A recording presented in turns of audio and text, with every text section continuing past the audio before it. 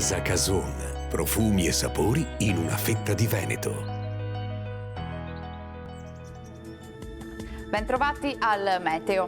Alta pressione sull'Italia, ciò significa tempo stabile, con qualche nebbia e soprattutto con il clima che si stravolge. Vediamo la situazione nel dettaglio di giovedì 30 dicembre.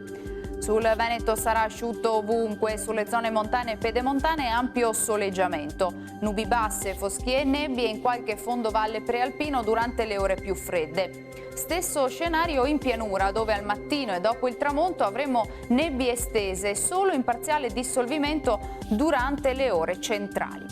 Marcata inversione termica con temperature ancora in aumento, minime tra -1 e 4 gradi, massime invece tra i 7 e i 9 gradi. Ci spostiamo ora sul Friuli Venezia Giulia, dove non cambia la situazione, prevale il sole nelle ore centrali della giornata, qualche nube bassa poi in pianura al mattino. Temperature minime tra 4 e 9 gradi, massime sui 9-12 gradi all'incirca.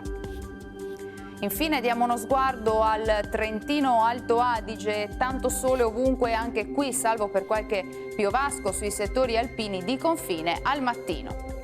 Temperature minime intorno a 0-5 gradi, massime sui 10-12 gradi.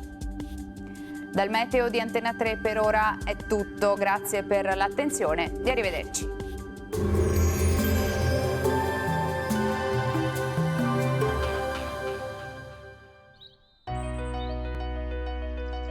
Casa Cason, l'arte di fare i salumi, viene da molte fette fa.